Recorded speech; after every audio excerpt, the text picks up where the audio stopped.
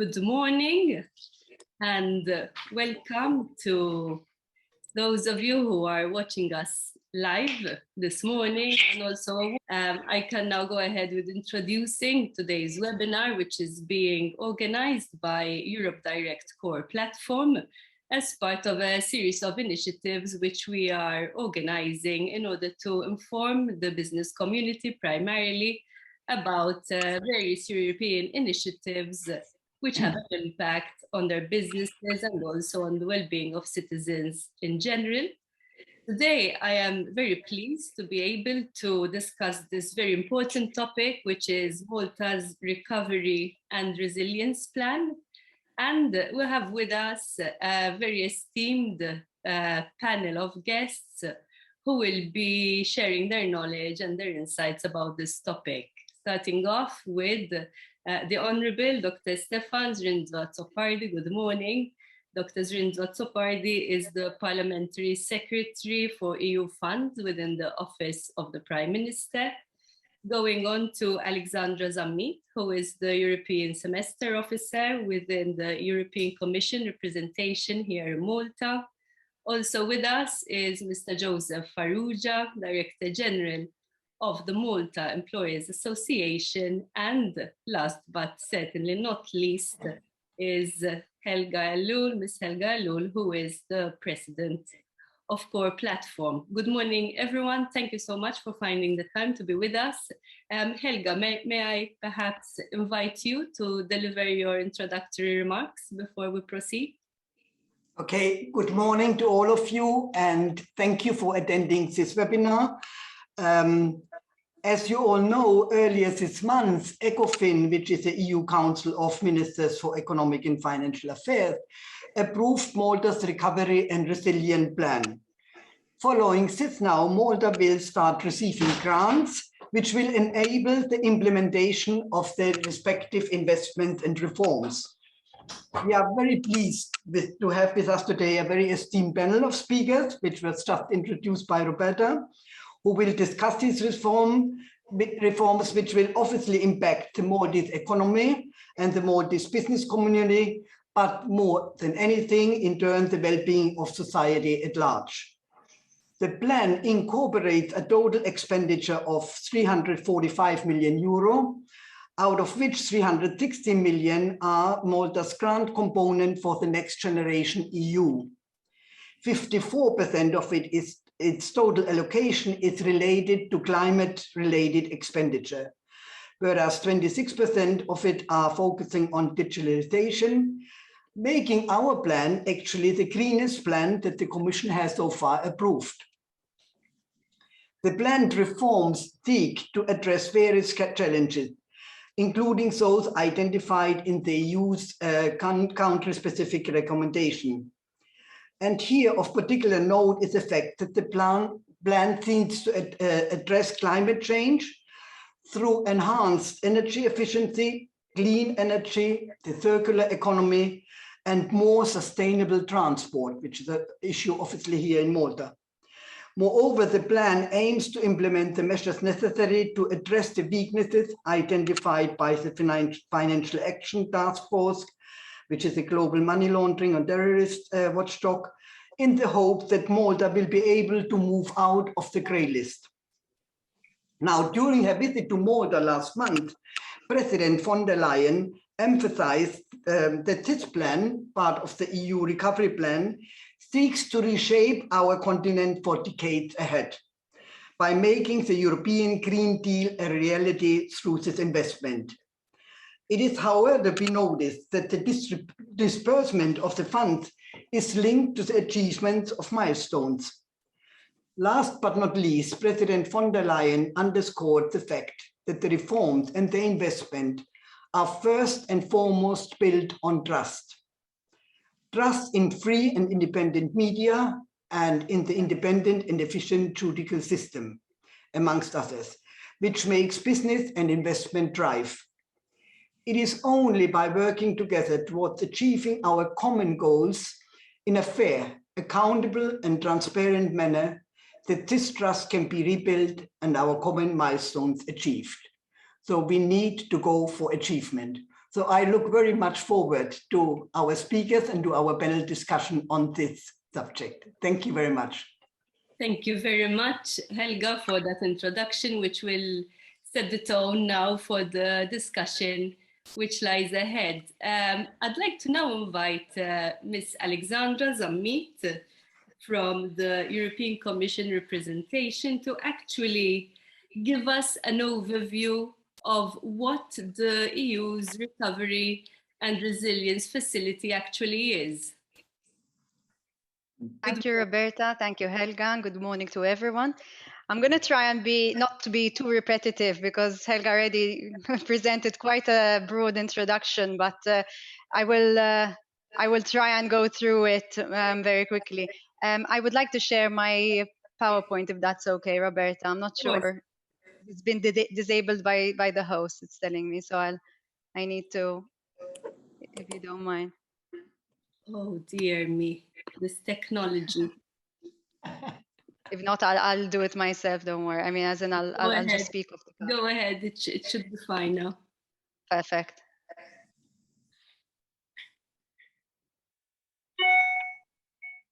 You should be seeing my screen now. Yes.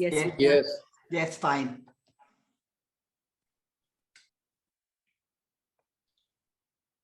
Okay. So as I said, let me start off with putting this Recovery and Resilience Facility a bit in context, because it's not the only measure, it's not the only initiative that the Commission took. As you well know, the crisis began in 2020, and there were a lot of schemes, a lot of measures that were taken by the Commission and by the EU in general to ensure or to assist member states in adapting and in fighting this pandemic, and also both from a health and from an economic perspective.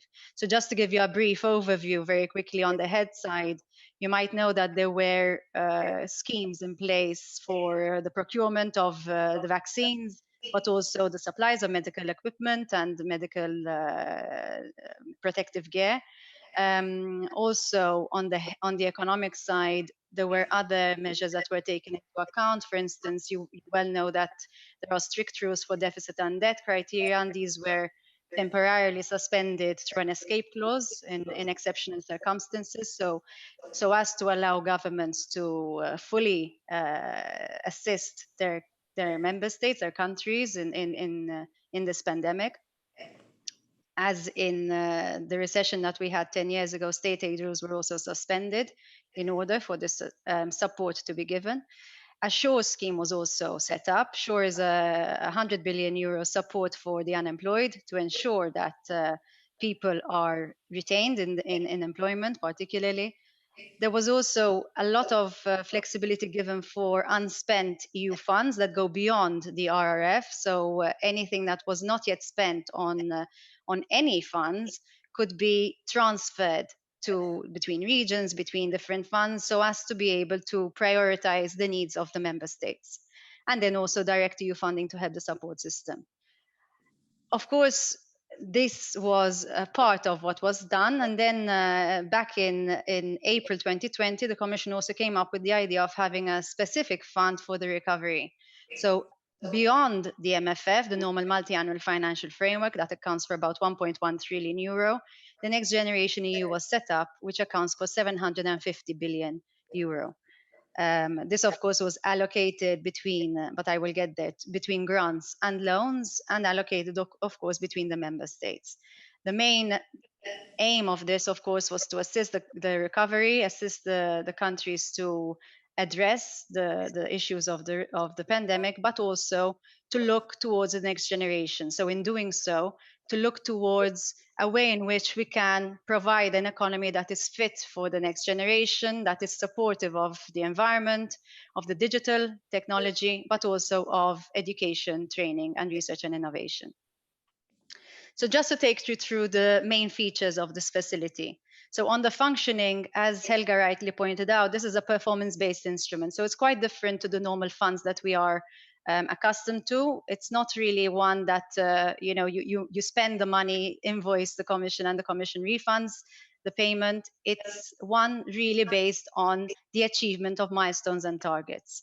So what the Commission together with the government did was to negotiate a number of milestones and targets, a number of aims of achievement, both for reforms and for investments. And then the payments will be made upon the achievement of these milestones and targets. Important to note also that this is a different fund in the sense that it is not just based on investments. We are very much used to making payments just for the investments, but it was important, crucial, that this facility also incorporates reforms, because an investment on its own very often does not provide the added value that we would have liked to see. But backed with reforms, of course, the impact can be a lot stronger. And I'll give you one example, and I apologize to Honourable Stefan Zrinzo for maybe giving an example from the plan itself. But just to put this into context, there is an investment, for instance, on the renovation of buildings for energy efficiency.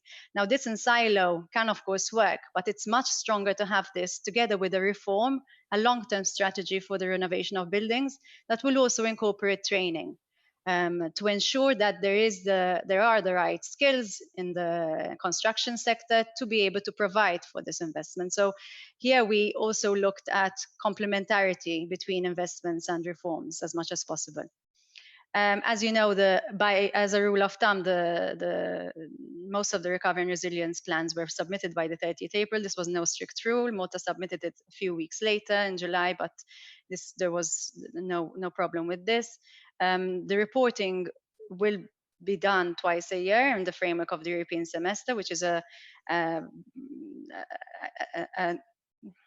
type of, for those of you who do not know, it's a way in which the Commission monitors the implementation of reforms normally in a cycle called the European semester. So the reporting will be mirroring what we used to do within the European semester. As I mentioned, grants and loans, it's more or less split down the middle. So 312 billion in grants and 360 billion in loans. Malta was given, as Helga mentioned, 316 million in grants and around 800 million in loans. The RRP, just to mention, that has been submitted by the government deals with the loans, with the grants category so far. And Malta has until mid-2023 if it wishes to make use of the loans facility as well.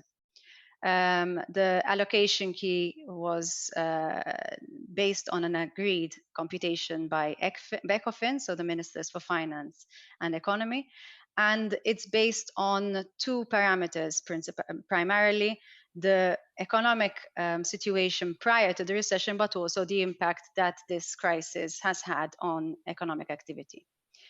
Malta, like many other member states, all other member states that have already submitted their plan, is entitled to a pre-financing of up to 13% of its grant facility. So this would account for 41 million of pre-financing to be given within the coming weeks. Now, on the assessment criteria, here we had 11 criteria that we needed to abide by in assessing this plan. I won't go through them all. There was, because they're quite detailed, but here are the salient ones: an appropriate contribution to 6 pillars, which I will get to in the next slide. The necessary imposition that 37% of the funds had to be used for climate transition and 20% of the funds had to be used for the digital transformation of the economy. The addressing of the country-specific recommendations that have been made by the Commission and endorsed by Council in 2019 and 2020. As I mentioned, the important balance between the reforms and investments in the plan. Very important that none of the investments or reforms could do significant harm to the environment. This is a very important principle that the Commission took very much into account, that none of the investments or reforms could harm the environment whilst being carried out. And then solid audit and control systems, of course, to ensure that the financial instruments of the Union are protected. Now, very quickly on the 6 pillars, as I already mentioned, the green and the digital transitions are two key priorities, political priorities of this Commission. So it was quite obvious that we would push for this going forward. ensuring that no one is left behind. So there's social and territorial cohesion, both between different genders, between different age groups, between different types of the population, but also between different regions. Ensuring a smart, sustainable and inclusive growth, one based on strong economic growth, but also job creation. Ensuring that the health, economic and social and institutional resilience are there, making sure this means that we are prepared for any crisis management in the future, and also policies for the next generation, as I mentioned in my introduction, looking after our children, making sure that even education, training and skills are part of the plan. Now, on the flagship initiatives, these were examples and priorities given to the member states at the very start of this project, wherein we identified areas where investments and reforms could be targeted, both for investments and reforms on the environment side, but also on the digital side. So on Power Up, investments and reforms to do with renewable and clean technology. On Renovate, energy efficiency of buildings. Recharge and Refuel, to do with sustainable transportation. And then going into digitalization, the importance of broadband services, particularly 5G. Modernization of our public administration towards more digitalization. A scale up, implying the investments in cloud data and cloud storage. And also, very important, the reskilling and upskilling of our population, of our workforce, so as to ensure that the skills, of course, are there to carry out both the digital but also the environmental investments and reforms. Now, where do we stand today, holistically, not just for Malta? Of course, currently the Commission has adopted positive assessments for 22 countries. Malta, of course, is one of them. Malta's plan was approved by the Commission on the 16th of September. The Council has approved 19 of these 22 plans, the last of which was Malta's on the 5th of October. And the Commission has so far disbursed €51 billion in pre-financing to 16 member states. Malta's pre-financing agreement should be signed in the coming weeks. That would, as I said, give 41 million in pre-financing to the government. Now, I won't take too much time on this because I know the Minister will be covering this in much more detail than me, but just to give an overview, Malta's plan has 6 components, 6 areas of investments and reforms. These basically give us 47 measures, 30 of which are reforms and 17 investments.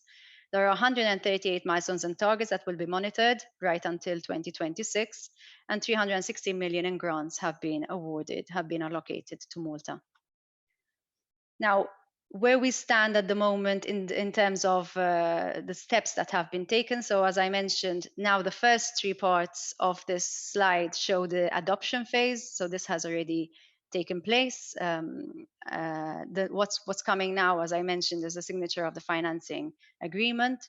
And then later we will start with the actual implementation, the actual monitoring of the milestones and targets, wherein member states can submit a request up to twice a year.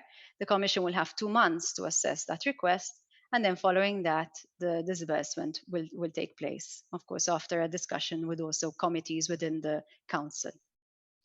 And this, I think, takes you through more or less what the Recovery and Resilience Facility is all about. Thank you so much for that, Alexia. I think it helps a lot to put things into perspective as well. We hear a lot about these terms, but it is not always clear for everyone what these entail, both at the European and then the implications at the national level. So I think it gives us a fantastic context within which now to be able to hear more about the implementation of the facility at the national level. So I go on to now invite the Honourable Zrinzo Azzopardi to give us an overview of the Recovery and Resilience Plan for Malta. Good morning. Good morning to you, and thank you for this kind invitation to be with you this morning in order to give an overview of our plan, which, as previous speakers have already underlined, has been given a green light in order to go ahead. Obviously, we are now entering a more exciting phase, the implementation of the plan. I must admit that preparing the plan, the opportunity of having the stewardship of preparing this plan was a very intriguing, I would say, task. It was a task that needed a lot of thought, both in order to identify the initiatives, the projects that we will be undertaking based on the funding of the RRP, but also one must also give due importance to the reforms that Malta has undertaken to carry out as part of this plan. Briefly, the plan was based on investment needs that the country has identified through consultation, together with the priorities of the country-specific recommendations that have placed an onus on the choice of the initiatives that we undertake, also together with the number of reforms in the various sectors that we have submitted and that have been thoroughly negotiated and discussed with the Commission even in the run-up prior to the submission of the plan. In fact, one of the reasons, or the major reason why Malta has taken a bit more time in order to submit its plan was in reality related to the negotiations or to the discussions that we undertook with the Commission in order to clarify that the reforms that we implement are positive, that leave a positive effect to the Maltese economy and to Malta in general, and to see that reforms are not carried out or do not lead to unnecessary disruptions to economic activity. I will give a brief overview. I will not delve into much detail on each initiative, but as has already been said, practically our plan is built on 6 pillars. 6 pillars that relate to the environment, that relate to digitalization, that relate to education, that relate to health, as well as governance. In fact, I will look into that section even to follow up on what Helga earlier said in her intervention in relation to the strengthening of our judicial system as a result of this plan. Just to go through the headings of each pillar, basically the first pillar relates to addressing climate neutrality through enhanced energy efficiency, clean energy, and the circular economy. The second pillar relates to addressing carbon neutrality by decarbonizing transport. The third pillar relates to fostering a digital, smart, and resilient economy. The fourth pillar relates to strengthening the resilience of the health system. The fifth pillar relates to enhancing quality education and fostering socio-economic sustainability. And finally, strengthening the institutional framework. If in order to structure my intervention, I will look on a pillar-by-pillar basis. Well, basically the first component, which is definitely environmental, and this has been said, President von der Leyen has highlighted how green our plan is. In fact, we have gone well beyond the requirement of the percentage of expenditure in relation to what was requested for the formation and the drafting of this plan, where basically we are looking into these following investments, whereby we have identified the public buildings that will go through a retrofit in order to reduce the energy consumption. We will be undertaking a project on public hospitals, also on the renovation and deep retrofitting. In fact, this will be, I can say that this will relate to buildings in Mount Carmel Hospital, which is also part of a bigger plan, whereby we need to invest more in the mental health sector. We are also looking into the deep retrofitting of public schools. In fact, we have identified a school in Gozo and a school in Malta. A school will be built as a pilot near carbon neutral school. In fact, this will relate to the primary school in Msida. And finally, renewable energy investments in footpaths, roads, and public spaces, whereby we will be investing funds in order to use equipment that generates renewable energy in public areas. This continues also to initiatives that government has already undertaken in Rabat.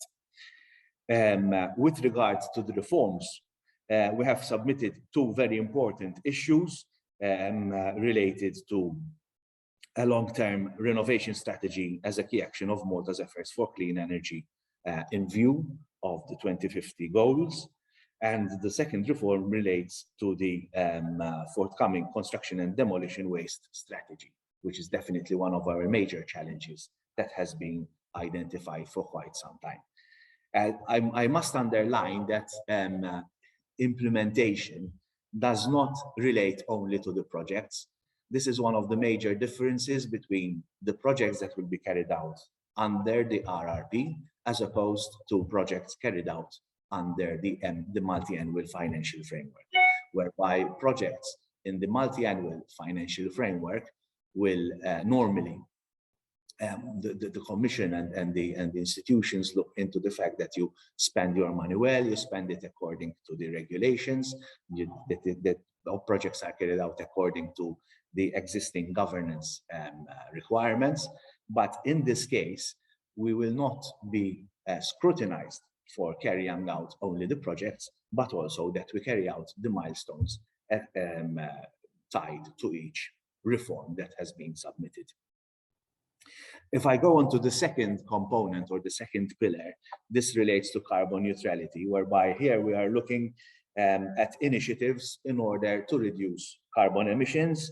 In fact, our first initiative relates to the building of a quay in St. Paul's Bay in order to continue the efforts on the multimodal shift in transport and to strengthen the possibilities of using sea transport as opposed to car transport. We have already seen positive results in the Slima Valletta Cottonera connections with the sea connections, and we believe that this should also be extended also to other parts of Malta in order to reduce car use and to offer alternatives to car use. The second intervention relates to the enhancement of uptake of electric vehicles to issue grants. This will be to the benefit of the private sector.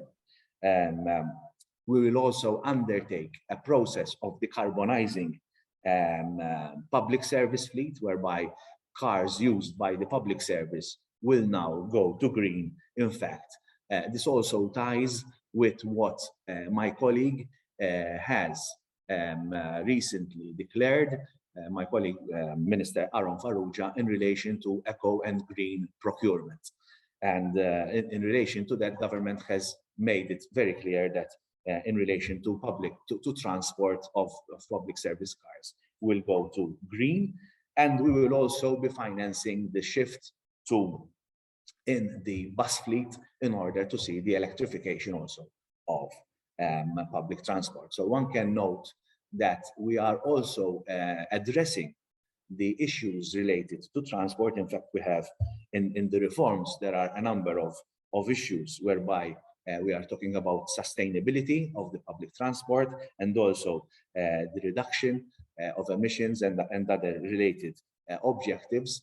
That one is noticing a multimodal change also in the manner that we address the realities of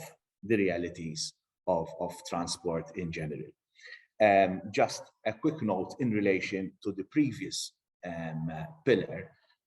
Apart from the funding of retrofitting in public buildings, there will also be a share of funds that will go also for private commercial buildings in retrofitting.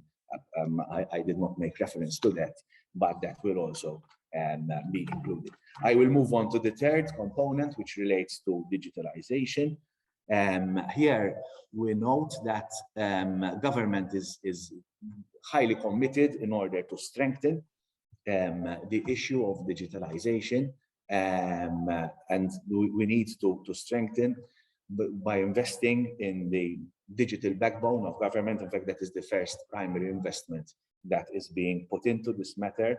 We will be digitalizing the Merchant Shipping Directorate, which is one of our important sectors. Maritime sector is one of the most important sector, and digitalizing this directorate is one of the major aims that we shall be investing. We will also continue to strengthen the services that are provided by government from a digital point of view. In fact, the third intervention states that we will have further digitalization and modernization of the public administration, including public and intrafacing services through several solutions that are being proposed. And finally, the private sector will be benefiting from grants in order to see further digitalization of the private sector. So here we are seeing a mix between investment on the public sector as well as the private sector in relation to digitalization. With regard to the reforms, we are seeing an emphasis on reducing the digital divide and promoting digital skills. In fact, one may also refer to other funds that will be invested from the European Social Fund Plus, whereby we have a plethora of initiatives that we will be putting forward in order to see that there is reskilling, upskilling, and further possibilities of training in relation to digitalization.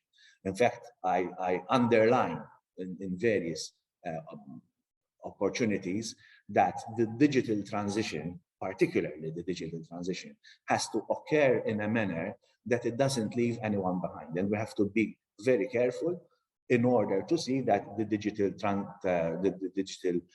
transposition actually is carried out. The digital transformation of our economy must occur in order to keep up with other countries within Europe and beyond.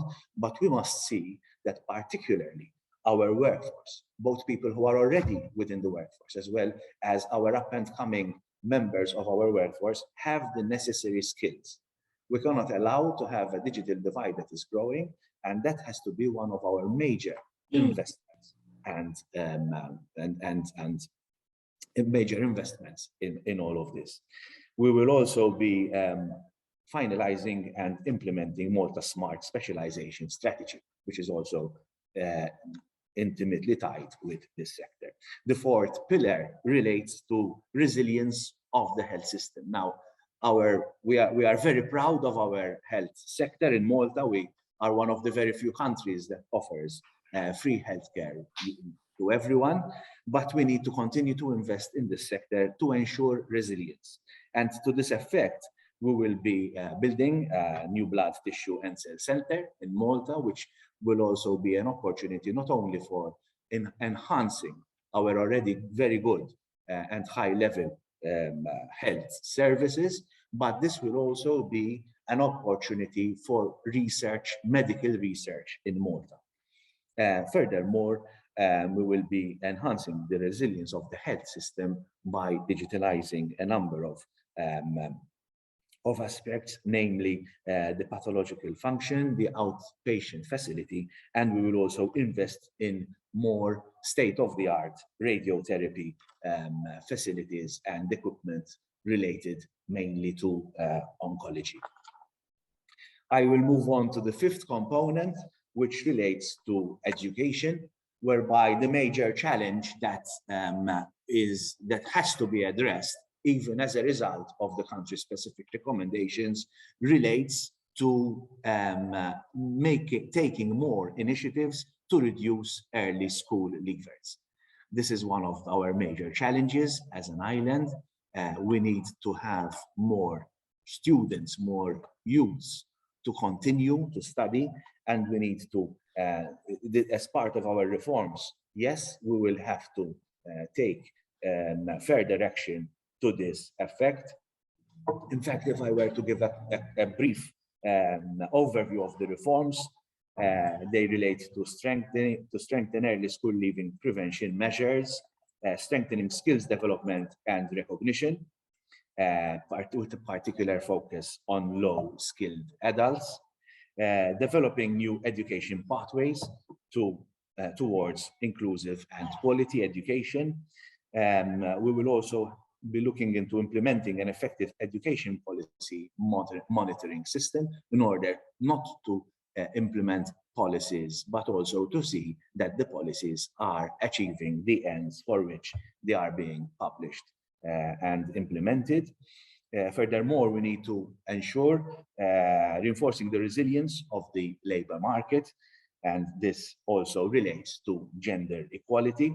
And also, we need to continue to ensure the sustainability of pensions, which is also a big debate on its own. To this effect, the intervention that we will be financing by means of the RRP is the building of a new campus for ITS, which will give further opportunities for more vocational training. The sixth and final pillar relates to the strengthening of the institutional framework. Now, here we have a substantial investment for the digitalization of our justice system. In fact, we will be investing 10 million euro in our justice system, with which we will be digitalizing a number of activities within this very important sector. In fact, as of recent, the ministry, the Justice Ministry, undertook a study together with the Council of Europe in order to identify the necessary framework related to the digitalization of the justice system, which this study serves as the platform in order that we can undertake the investment that is being proposed within the RRP. With regard to the reforms, I think this is the part where we have quite a tall order in order to undertake action related thereto. It relates to the strengthening of structures related to money laundering.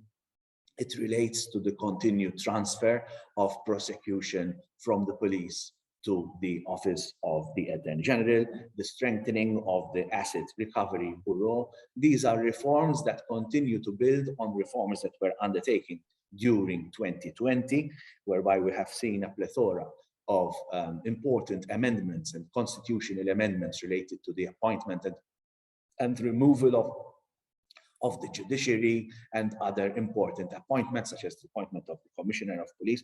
But we also have a very, very important number of reforms, mainly the commitments up to now relate to the carrying out of studies, followed by amendments to our legislation as a result of these studies that relate to our fiscal structures.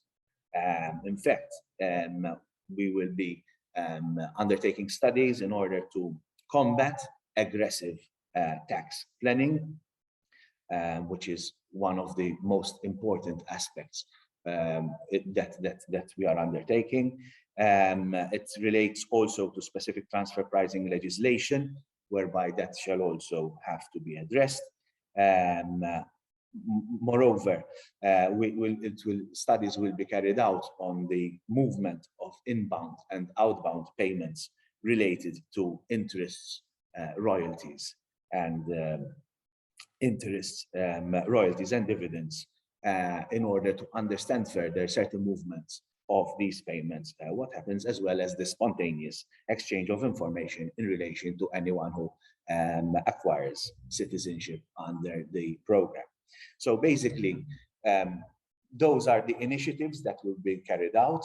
But as one can understand, this plan is not only a plan related to a number of EU-funded projects, but these projects are tightly knit with a number of reforms that have to be carried out. So once this plan has received the green light, government is now starting to focus on the implementation of the plan, both at the level of carrying out the interventions, the projects that we have proposed, that have been approved, but moreover, also in order to keep up with the necessary steps that are taken and that are required in order to implement also the reforms that that actually need to be carried out as agreed with the Commission. I believe that this plan will also incentivize further changes. I think that we are sending a very strong message that Malta is investing where really necessary.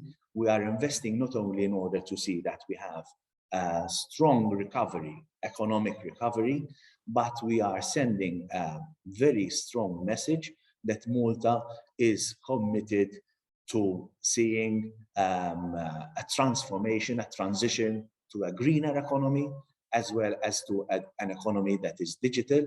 In fact, we have sent a strong message even in the choice of interventions that will be carrying out.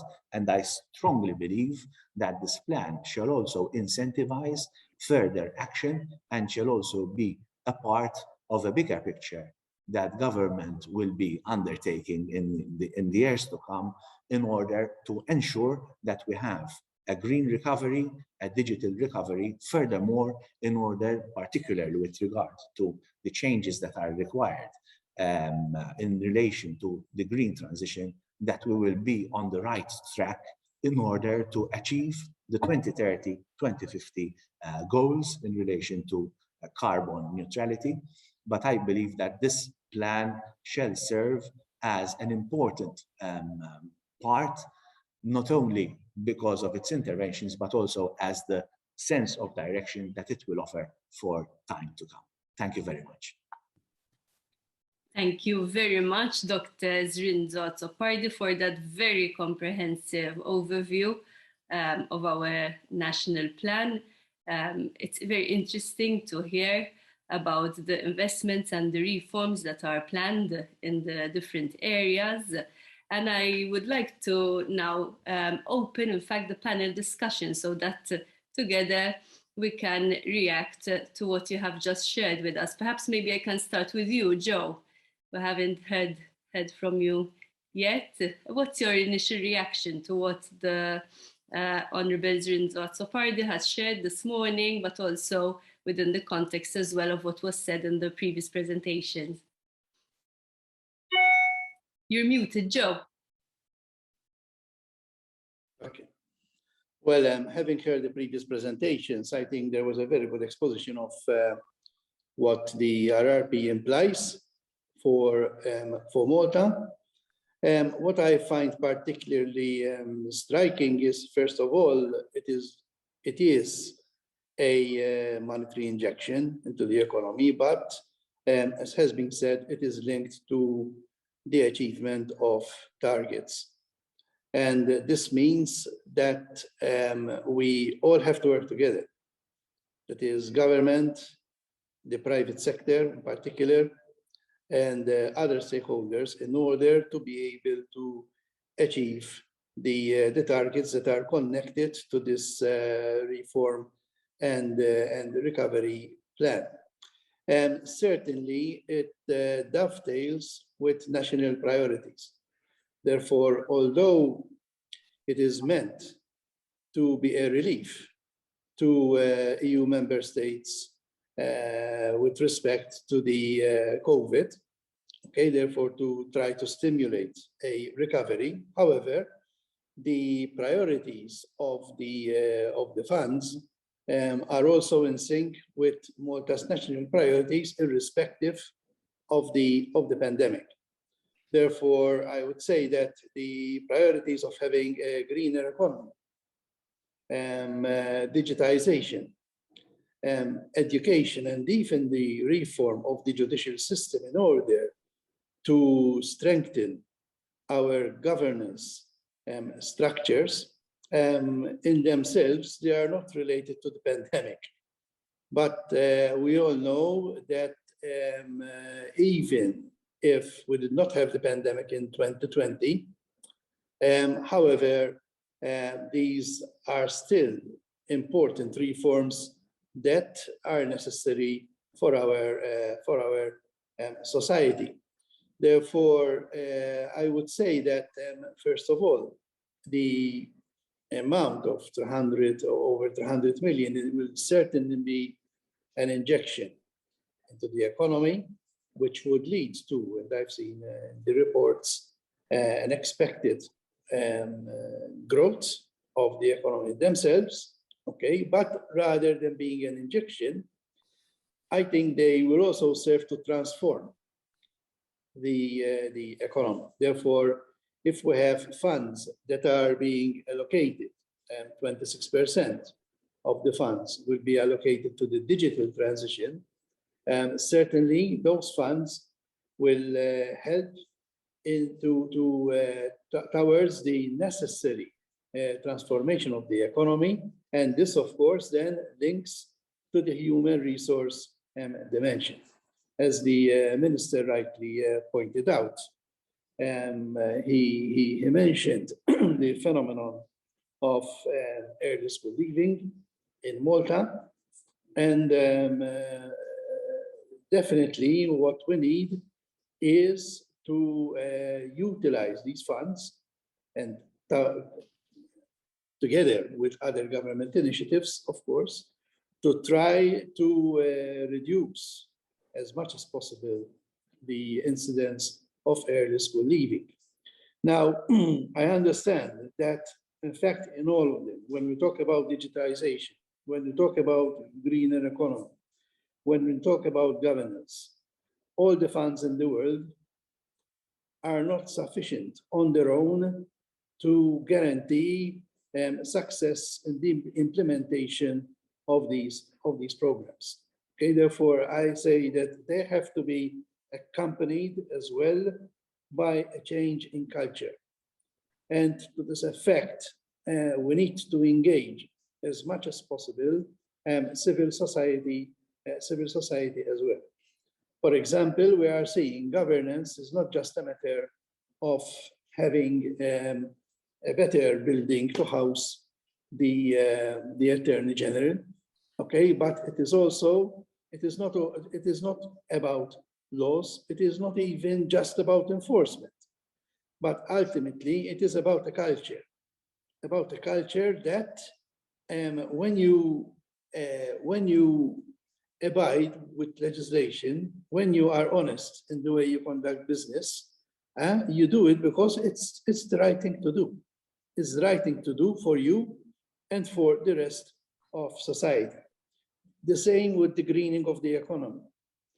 I think people need to be educated. First of all, they need to be made very conscious about the necessity, the dire need for us to green the economy.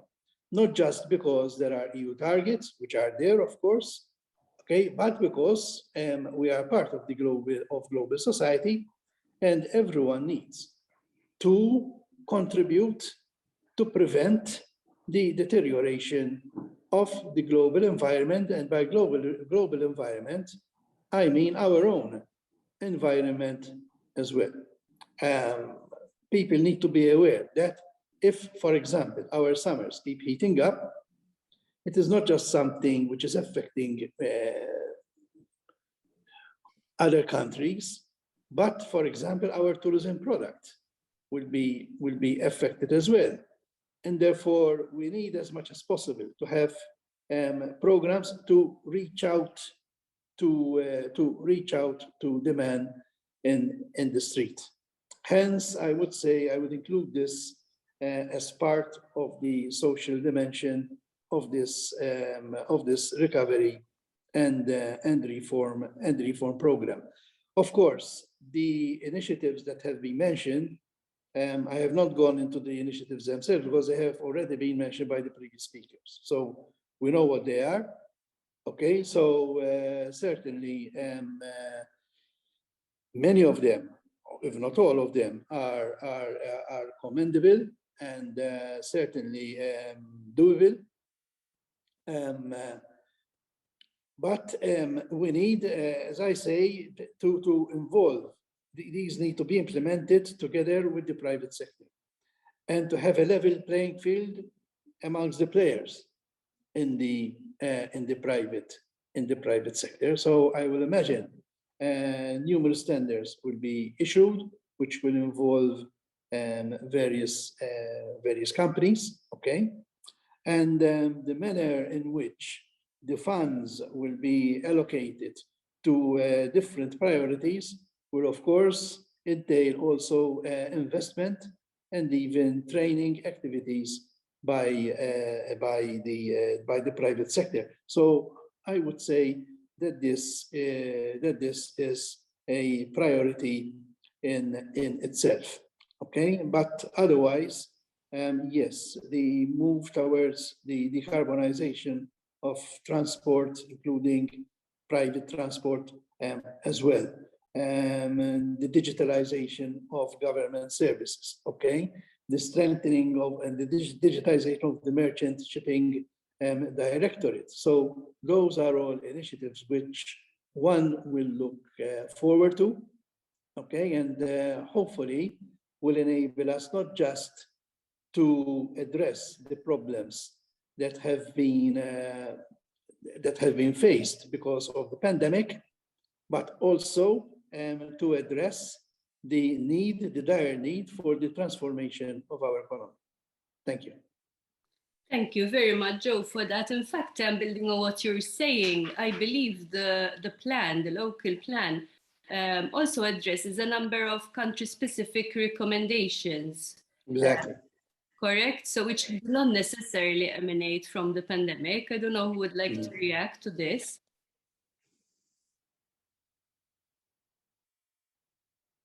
I can start if you want.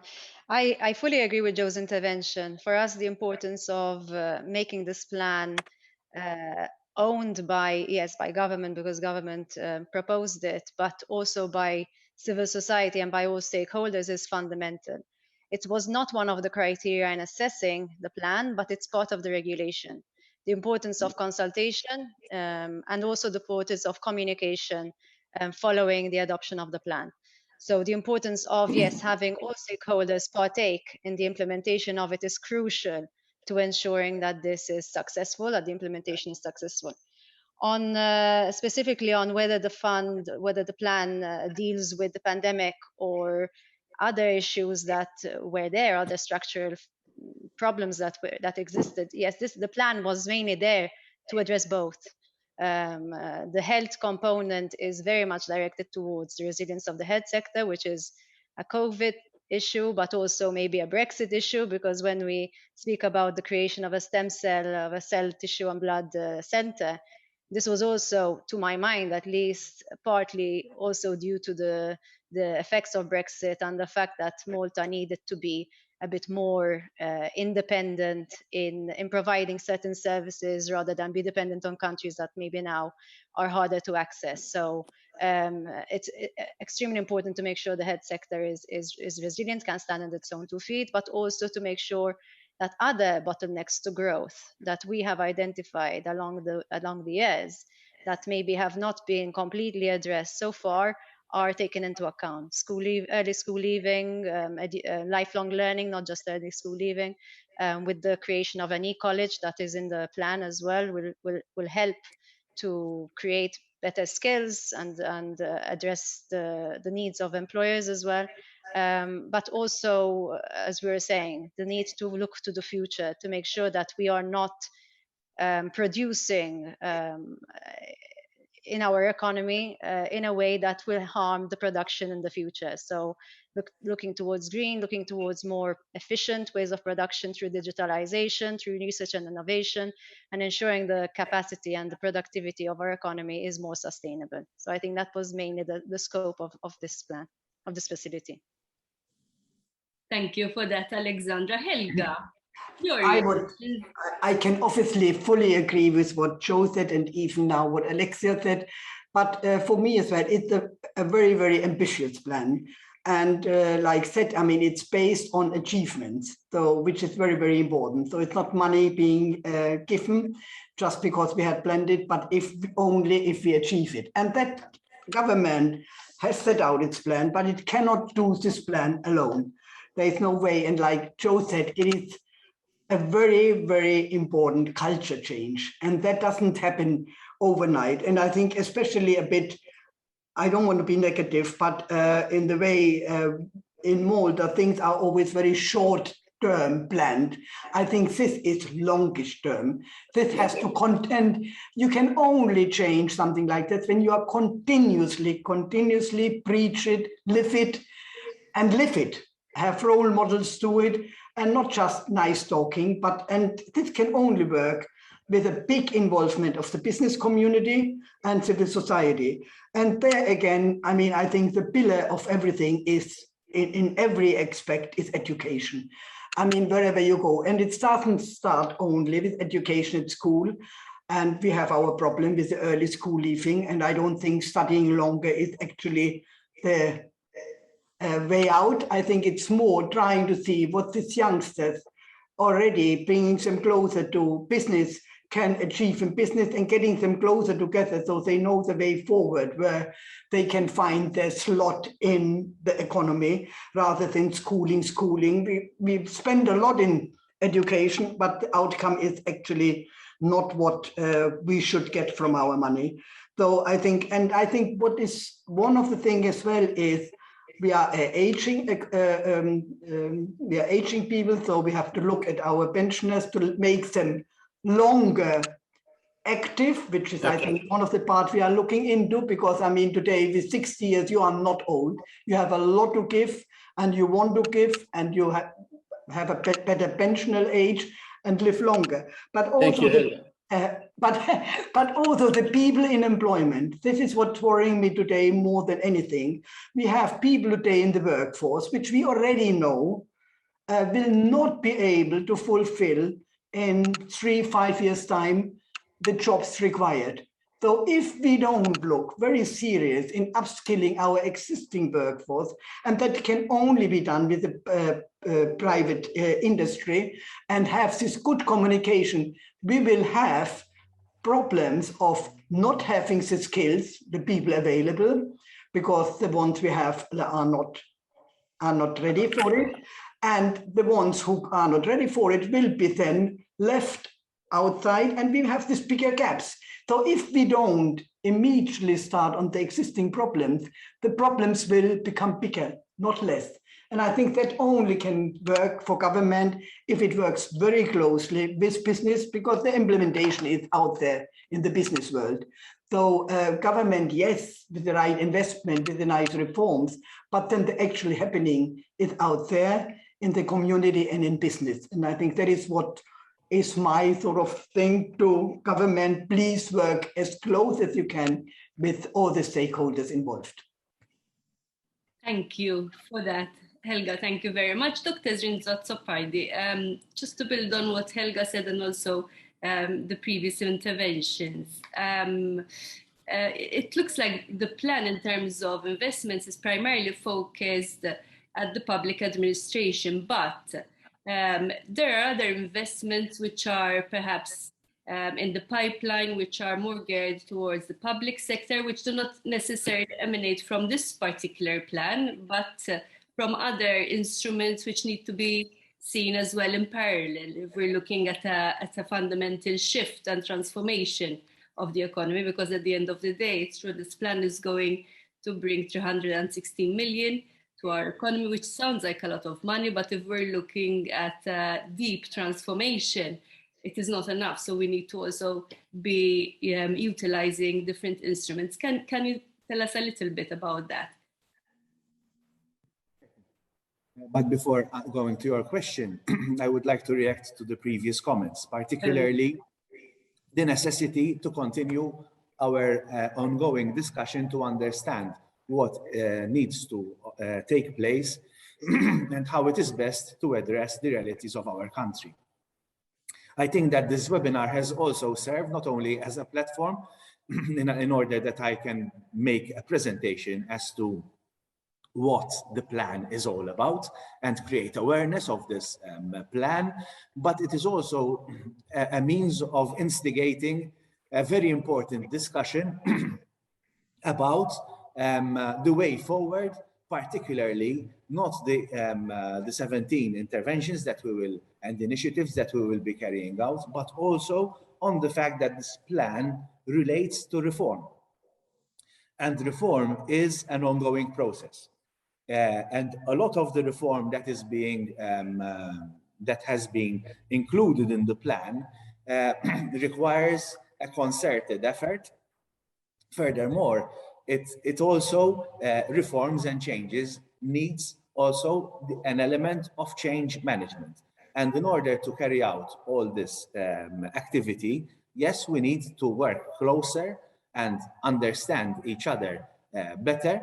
And a webinar like this definitely is a good opportunity for government to expose and explain its position, as well as to take feedback from participants as we have been carrying out. Yes, it is, as Helga said, it is a forward-looking plan, which obviously all the initiatives have to take place within the next 5 years, practically. So it is not that long term. However, as I have said earlier, I think one of the pluses of this plan is that, apart from the initiatives that it shall be carrying out, it is also, in my opinion, a trigger to further change.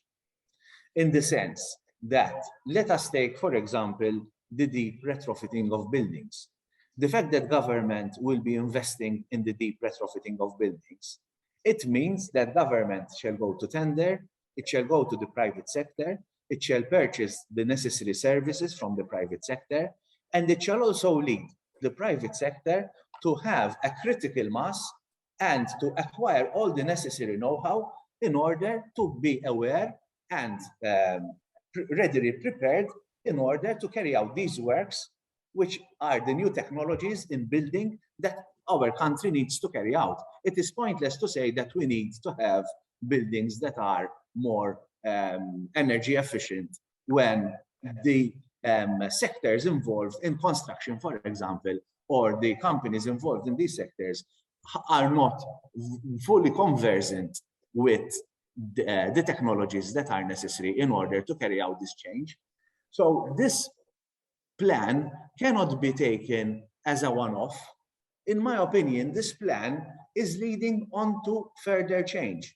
And this is where I think that we need to make, create more awareness of this plan, as well as the spin-offs or the necessary changes and the necessary efforts that are required in order to implement this plan, as well as to other changes that this plan will bring about.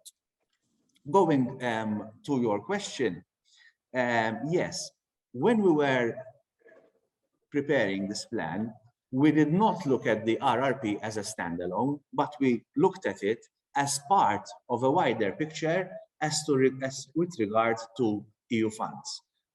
Malta last year negotiated and acquired the largest allocation since accession. And when we saw the financial package that Malta acquired, which also included the funding of the RRP, we made the necessary interventions and we're planning and programming the interventions, both of the RRP, complementary to the other interventions that we have been publishing while publishing documents, consultation documents in relation to the European Social Fund Plus, the Cohesion Funds, regional funds, and also the Just Transition Fund. For example, just to give a brief example, if we are looking in the RRP to increase funding of electric cars, when it comes to the Just Transition Fund, we will be financing the installation of charging pillars, because if we have more electric cars, we need more charging pillars. As a result of more electric cars, we need to retrain people who work in cars today that have to be conversant and have to be trained in order to service and maintain electric cars, because that is going to be a big transition between the internal combustion engines, whereby we have a number of mechanics who know how to treat and tackle these cars. But at the same time, we have to start having our car sector going on to having the necessary skills in order to be able to manage electric cars. So all this transition shall bring about the necessity of other interventions which in relation to skilling, upskilling as well, and retraining, the European Social Fund Plus shall be providing financing to this effect. So when we are looking at all these interventions, for example, Malta will be financing its second interconnector, which also relates to other initiatives related to energy, not only for the importation of energy, but I am being told, because I am not technical myself, that the second interconnector is also required in order to stabilize the fact that if we have more renewable energy producing output, we need also to put that on the larger grid rather than to retain it on our national grid, which also requires, for example, the necessity of storage in order to stabilize the production of electricity. So when we are moving ahead with all these changes, I am sure that, yes, we need to plan the change and understand what this change will bring about. But that also necessitates that we continue to discuss continuously and consult, as well as create awareness on what these changes will bring about. And yes, the private sector is not only a stakeholder. I think the private sector in all of this is a shareholder, not just a stakeholder, because it is the private sector that will be carrying out a lot of the works. And thus, the fact that we create an awareness of what change will bring about, it will also give an opportunity to the private sector to prepare itself to the new opportunities, to understand better in 3, 5, 10 years' time which sectors we need to invest in. It also needs that we find a private sector which prepares itself in order to embrace the new opportunities, in order to have the necessary skills, in order to have the necessary know-how within the companies, in order to restructure as required. So yes, I believe that this recovery plan is giving us a platform to understand where we will be in a number of years' time and what we need to do as soon as possible, and understand the change and the results of change that this change will bring about in order to prepare ourselves better. And yes, not only to discuss our economy within a post-pandemic reality, but also to take a realist approach in the way we prepare ourselves for the future. Thank you for that, Dr. Zrinzo Azzopardi. I'm very mindful of the time, so I'm going to ask our panelists for a very quick last round of interventions, but I'm going to have to ask you to be brief, if you don't mind. Who's going to go first? Joe? I see you need... First of all, I think it has been a very fruitful seminar, because I think it has provided for slightly different perspectives. And I certainly look forward to the implementation of this plan. And our role as an employers association shall certainly be to disseminate the information, and also to involve employers and to act as a bridge of communication with the government ministries whenever this communication is required. I think there has to be quite a strong synergy, as has been mentioned, between the different shareholders. So I use the term shareholders, not stakeholders. And given the short time that we have to implement this plan, okay, so as has been said, we only have a few years. I think we really need to make the most out of it and to reap the benefits, not just during the period of the implementation, but even after this time period. Thank you. Thank you, Joe. Helga? I think as well, it was a very, very good discussion, and I think we need more of that. What I can say is that, especially as core platform, which is obviously the sustainability platform of all the business institutions in Malta, we know that from the business side as well, till now, the last maybe 10, 15 years, a lot of talking about climate change, about changing, about digitization. I think now it's not anymore. nice talking, nice to have, it's a must. You cannot, even in business anymore, have a business without embracing it. And I think with this ambitious plan and with the thing of the government, and together the business sector will have to change, the ones who will really want to drive and grow and be there in the future. And I think in a way it's good. What we need maybe to do as well is get as much as possible our youth involved in that, because all of it is actually their future. So let's get in university, let's get students, let's get youngsters be part of all of this. Don't underestimate, because we are doing it for their future. So this is my sort of last word. Thank you, Helga. Thank you for that. Alexandra?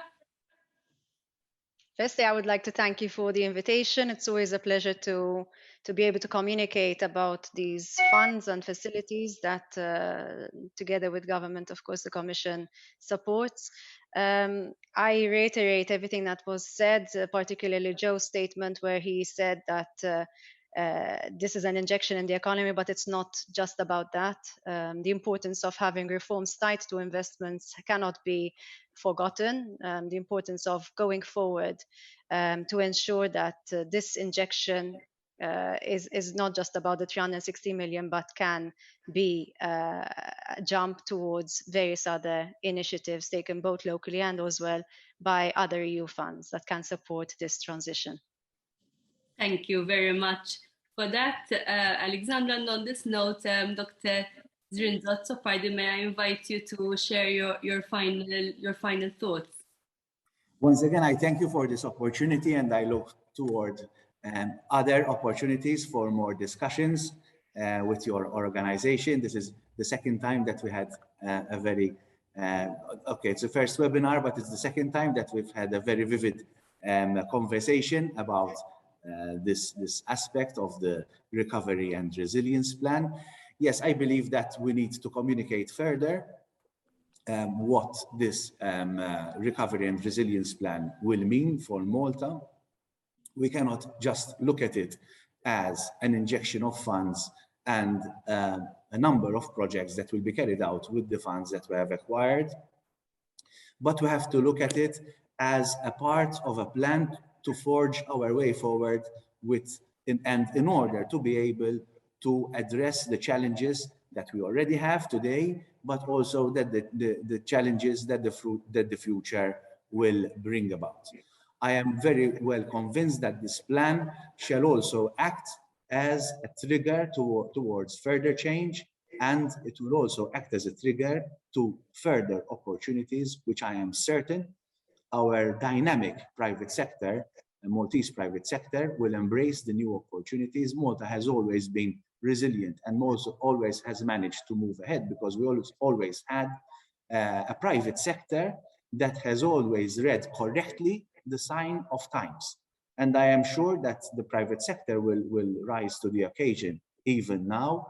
The pandemic has given us a lot of opportunity for reflection. It has taught us a lot of lessons, but I am sure that we are not in a mode or in a mood to look back and just simply say, look at what happened to us.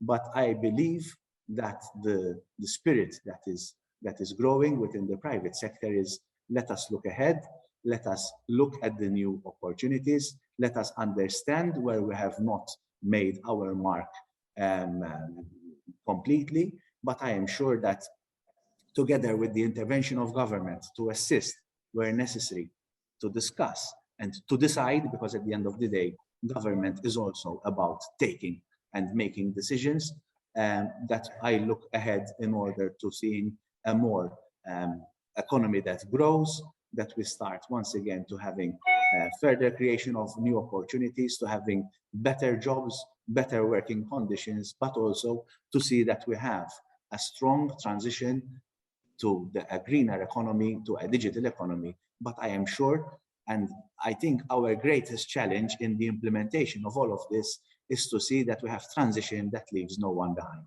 Thank you.